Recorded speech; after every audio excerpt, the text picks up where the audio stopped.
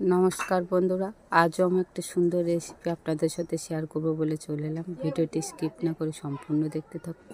রেসিপিটার জন্য প্রথমে আমি কড়াইতে দিয়ে দিয়েছি 2 চামচ ঘি।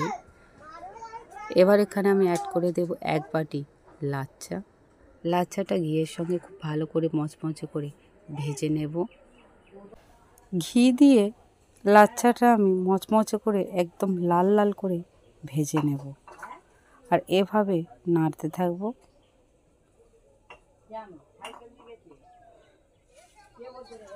এটার কালারটা অনেকটা চেঞ্জ হয়ে গিয়েছে, এটা আমি আর একটু ভেজে নেব। এটা ভাজা হয়ে গিয়েছে, এবার এটা আমি তুলে নেব। একদম লাল লাল করে ভাজা হয়ে গিয়েছে। এটা তুলে নেওয়া হয়ে গিয়েছে। এবার এই কড়াইতে দিয়ে দেব পরিমাণ মতো দুধটা আমি ভিজে রেখেছিলাম, তাই এটা বরফ জমে গিয়েছে। এতে আমি একটু হালকা জল দিয়ে দেব। এটা হালকা জল দিয়ে দিয়েছি। এবার এটা আমি কিছুক্ষণ ফোটাবো।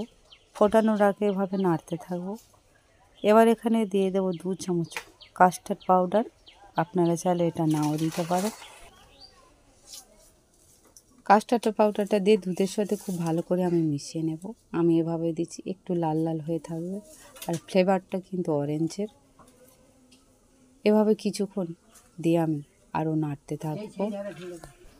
এটা অনেকটা মোটা হয়ে গিয়েছে, আপনারা দেখতে পাচ্ছেন, আর এর কালারটাও অনেকটাই চেঞ্জ হয়ে গিয়েছে।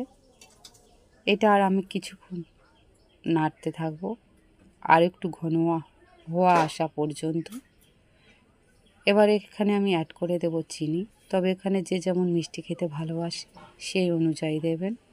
চিনিটা দিয়ে আবারও এটা আমি কিছুক্ষণ নাড়তে থাকবো। এইটা একদম ঘন হয়ে গিয়েছে, এবার এটা আমি নামিয়ে নেব। এখানে আমি একটি প্লেটের মধ্যে প্রথমে আমি ভেজে রাখা লাচ্চাগুলো দিয়েছিলাম, তার উপর কিন্তু কাস্টার্ডের সাথে মিলিয়ে রাখা দুধটা ওপর থেকে এভাবে দিয়ে দিয়েছি। আর যখন প্রথমে আমি লাচ্চাটা দিই, সেটা ভিডিও অন করতে ভুলে গিয়েছিলাম। এভাবে সুন্দর করে ওপরতে আমি দুধের সাথে মেশানো কাস্টার্ড পাউডারটা এভাবে সুন্দর করে দিয়ে দিয়েছি। এবার ওপর থেকে দিয়ে দেব সামান্য একটু চিনি। এবার এর ওপর থেকে দিয়ে দেব ভেজে রাখা লাচ্চা। এভাবে সমান করে ভেজে রাখা লাচ্চাটা আমি ওপর থেকে খুব সুন্দর করে দিয়ে দেবো। প্রথমে আমি লাচ্চাটা দিয়েছিলাম, ভেজে রাখা লাচ্চাগুলো, তারপরে কাস্টার্ডের সাথে মিলে রাখা দুধের ক্রিমটা দিয়েছিলাম, যেটা আমি বানিয়েছিলাম। তার উপরে সামান্য চিনি দিয়ে আবারও লাচ্চা দিয়েছি। এভাবে লাচ্চাটা দিয়ে খুব ভালো করে চেপে চেপে দেবো হাত দিয়ে। এবার ওপর থেকে দিয়ে দেব কাজু আর কিশমিশ। আপনারা চাইলে এখানে অন্যান্য বাদামও ইউজ করতে পারেন।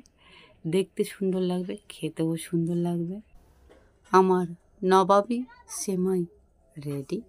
রেসিপিটা কেমন লাগলো তা অবশ্যই কমেন্ট করে আমাকে জানাবেন বন্ধুরা।